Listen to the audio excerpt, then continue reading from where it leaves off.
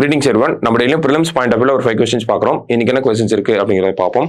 First question, the lightweight tank indigenously manufactured by DRDO and L&T is named as அப்படின்னு கேட்டிருக்காங்க. DRDO மற்றும் L&T ஆகியவற்றால் உள்நாட்டிலேயே தயாரிக்கப்பட்ட இலகு ரக பீரங்கி எவ்வாறு பெயரிடப்பட்டுள்ளது அப்படின்னு கேட்டிருக்காங்க. ஸோ என்னன்னு பேர் வச்சிருக்காங்க அப்படிங்கறதான் கொஸ்டின். என்ன பேர் வச்சிருக்காங்க அப்படின்னா ஜொராவர் அப்படின்னு சொல்லி பேர் வச்சிருக்காங்க. ஓகேவா?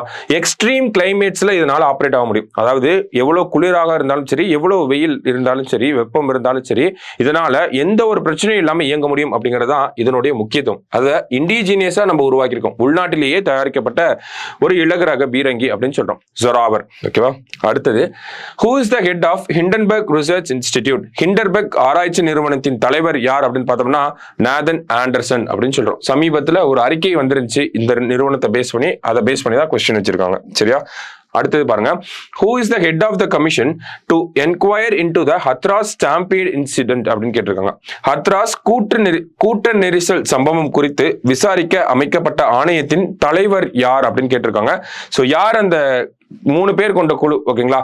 ஹேமந்த் ராவோ, பாவேஷ் குமார், பிர்ஜேஷ் குமார், இவங்க தலைமையில தான் அந்த குழு இருக்கு. அதனுடைய தலைவர் யார் அப்படின்னா பிர்ஜேஷ் குமார் அப்படிங்கிறவங்க தான். சரியா?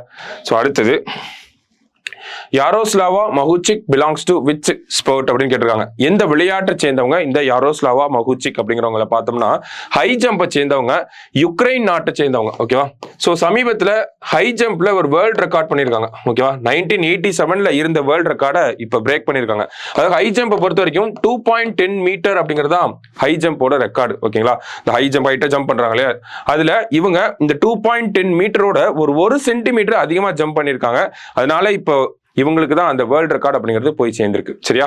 யுக்ரைன் நாட்டை சேர்ந்தவங்க. லாஸ்டா, in which case the supreme court held that right against climate change is a fundamental right அப்படின்னு கேட்டிருக்காங்க. எந்த வழக்கில் உச்சநீதிமன்றம் பருவநிலை மாற்றத்துக்கு எதிரான உரிமை அடிப்படை உரிமை என்று கூறியது அப்படின்னு கேட்டிருக்காங்க. ஸோ எந்த வழக்கு அப்படின்னு பார்த்தோம்னா MK ரஞ்சித் சிங் வழக்கு அப்படின்னு சொல்றோம். ரொம்ப முக்கியமான கொஸ்டின்.